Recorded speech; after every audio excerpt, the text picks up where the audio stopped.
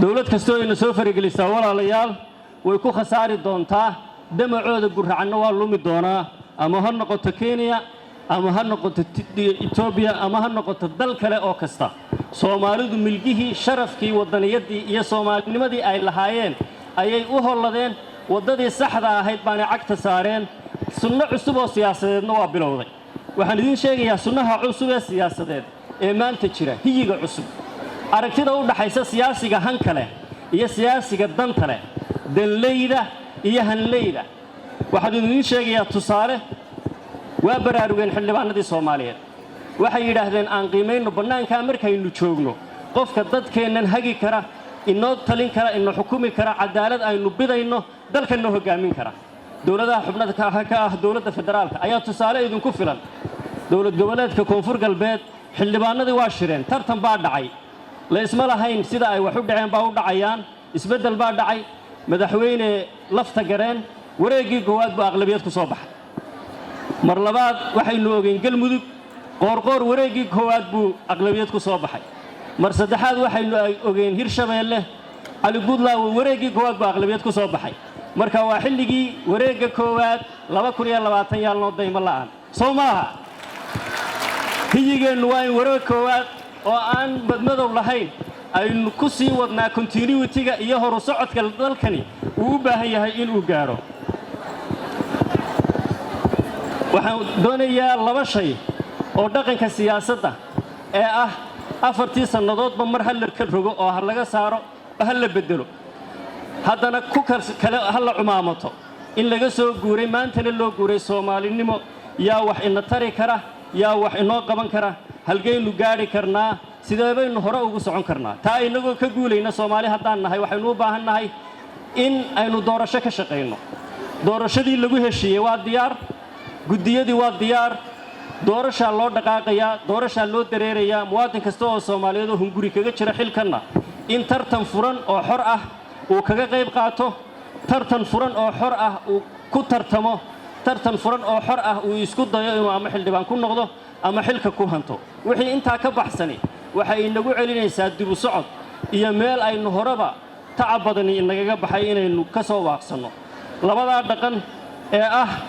dhaqankii dib u noqoshada iyo isku meeraysiga iyo dhaqanka horu socodka oo in aynu abuurno wadaniyadii Soomaaliyeed inaynu Soomaalinimadii soo celino inaynu isla xisaabtan abuurno inaynu la dagaalanno musuqmaasuqa inaynu midnimo iyo wada jir abuurno iyo inaynu dib u noqono labada midkood baa inoo yaala waxaan aaminsanahay inaynu dooran doono horu socod wada jir midnimo Soomaalinimo iyo wadaninimo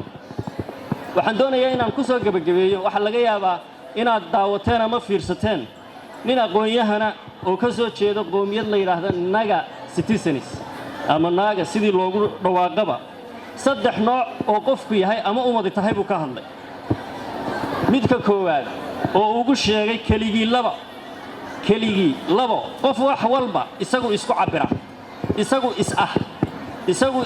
tusaale uu haysto ummadan inuu yahay keligii siyaasi keligii aqoon-yahan keligii Soomaali keligii qabiil wax kasta oo uu ku helayo rabitaankiisana taas u raaco oo u raadsada iyo laba hab qabiiliyo oo yiraahdaan nidaamka qabiiliga oo qofku uu u arko qabiilkiisu inuu yahay dunidiisa qabiilkiisu inuu yahay cabirkiisa aragtida uu sameeynaya iyo fikirka uu qaadanaya ay tahay qabiilkiisa ah mabdiisa qabiilkiisa diintiisa qabiilkiisa fikirkiisa qabiilkiisa ra'yigiisa iyo qofka saddexaad oo ah muwaadinka Soomaaliyeed ama muwaadin oo uu yiraahdo ideal person ama citizen oo ah xuquuq iyo xuduud in la kala yeesho xil iyo waajibaad inay jiraan dastuur iyo sharci inuu jiro marka ma waxaynu u guurnaa oo aynu joognaa inaynu nidhaahno maya keligii laba hal ahaado ma waxaynu nidhaahno maya qabiil hal ahaado mise waxaynu nidhaahno muwaadinka Soomaaliyeed aynu abuurno oo sameeyno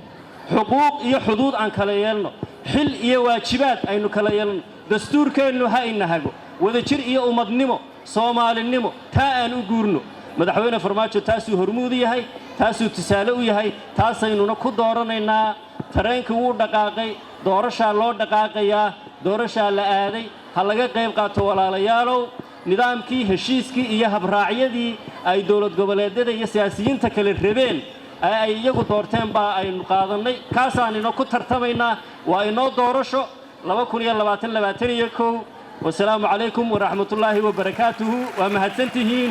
ومهدسنتهين ومهدسنتهين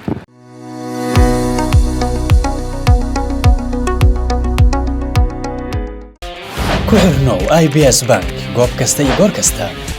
adigoo isticmaalaya IBS Mobile Banking degso application-ka oo isticmaal adeega IBS Mobile Banking si aad u isticmaasho application-ka fadlan kala soo deg Google Play ama App Store-ka ku qoro IBS Mobile Banking kadibna guji install si aad ula soo degto app-ka haddaba ka isticmaal teleefankaaga adeegyada IBS Bank